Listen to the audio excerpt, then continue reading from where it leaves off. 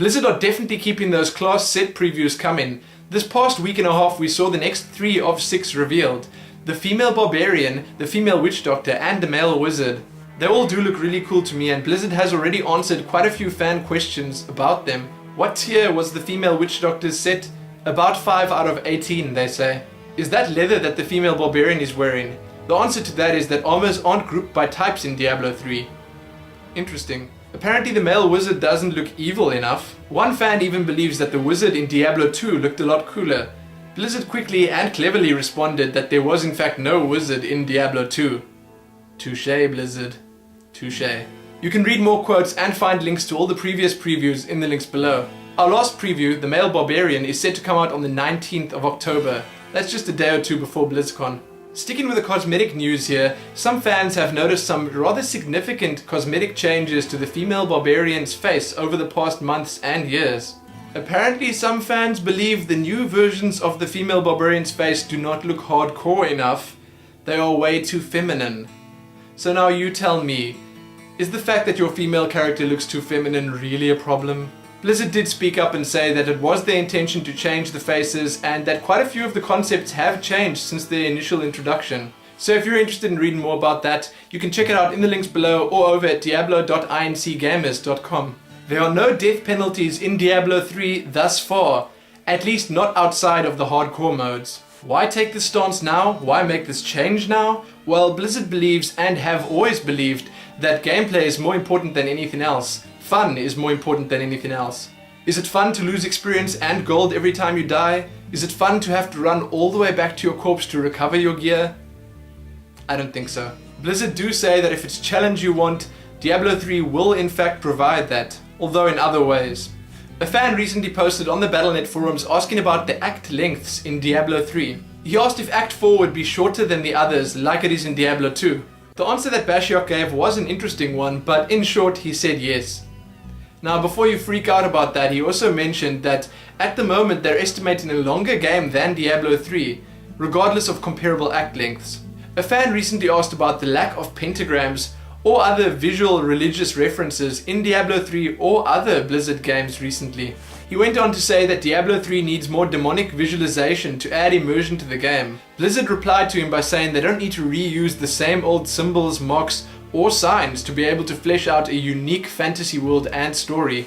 What a lot of people don't realize is that Blizzard games actually have their own story, religions, and lore. That said, they do have their own unique visual aspects to identify them by. Blizzard doesn't need to go around throwing pentagrams on every single wall or floor to make the game look cool. Agree or not, you can read the full conversation below. Another small piece of news before we move on, Diablo 3 will apparently have chat channels built into its Battle.net at launch. So we won't be stuck with only party chat and private messages like we are in StarCraft 2. I suppose that's pretty good news. Let's see what's been happening with Warcraft recently.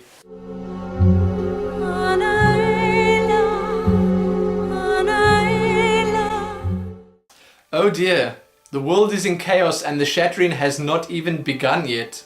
It's total and complete madness. Oh, and where can I buy a vanishing powder? If you've logged into World of Warcraft since patch 4.0.1 hit the servers, then you've no doubt heard that question before.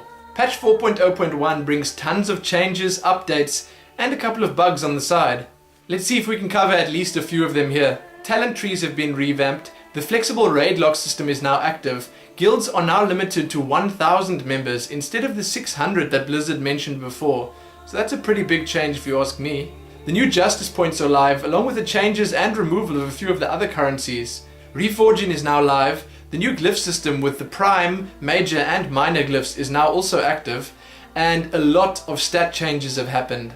Arena Season 8 has ended, the Icecrown Citadel buff is now gone, and the new Streamy Launcher is live. Last but definitely not least, the game has undergone some visual improvements. There are new water effects and sunshaft effects.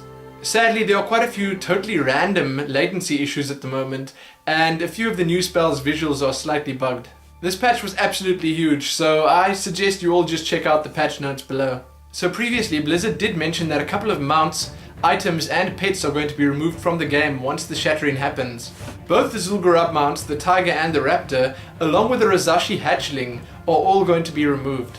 Polymorph Turtle for mages is also going to be removed come the shattering.